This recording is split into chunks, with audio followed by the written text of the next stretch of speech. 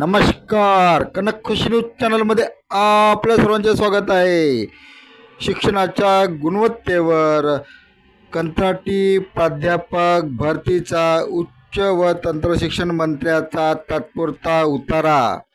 बातमी बघत रहा शेवटीपर्यंत कनक खुशी न्यूज चॅनलवर. डॉक्टर अतुल आमसुंगेकडून NIRF रँकिंगमधील घसरणीबाबत विद्यापीठाची झाडाझडती घेण्यासाठी आणि त्यांच्या समस्या जाणून घेण्यासाठी उच्च व तंत्रशिक्षण मंत्री चंद्रकांत पाटील यांनी सर्व कुलगुरूंची बैठक घेतली.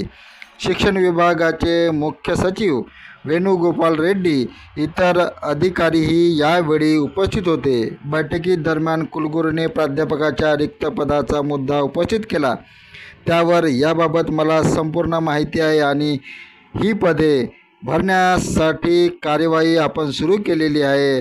आता नवे राज्यपाल नियुक्त झाले की सर्वात आधी हा प्रश्न त्यांच्या सहीने निकाली काढण्यात येईल, अशी ग्वाही उच्च तंत्रशिक्षण मंत्री पाटील यांनी दिली. प्राध्यापकांच्या तुटवड्यामुळे केंद्राच्या NIRF रँकिंगमध्ये राज्यातील उच्च शिक्षण संस्थांची घसरण झाल्याने त्यावर आता कंत्राटी प्राध्यापक नेमण्याचा पर्याय पुढे आलेला आहे. विद्यमान तासिका तत्त्वावर असलेल्या प्राध्यापकाऐवजी कंत्राटी तत्त्वावर प्राध्यापक नेमण्याचा उपाय उच्च व तंत्रशिक्षण मंत्री चंद्रकांत पाटील यांनी सुचवला आहे.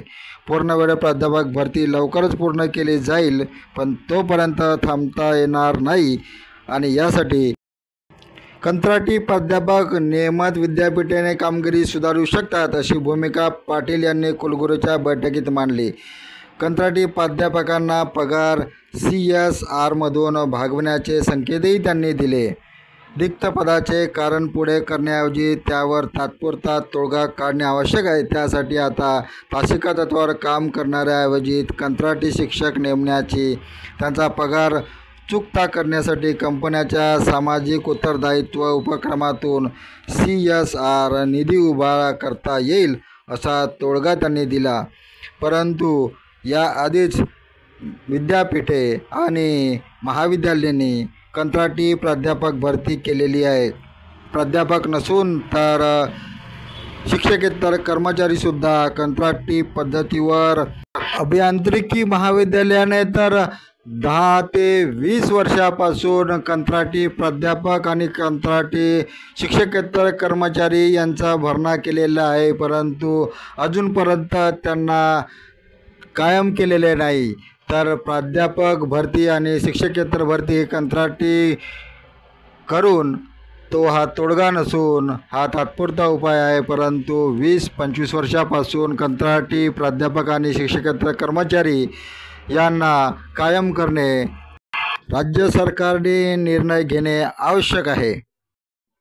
धन्यवाद. आपण बघत होता कनक खुशी न्यूज चॅनल. कनक खुशी न्यूज चॅनलला सबस्क्राईब करा, लाईक करा.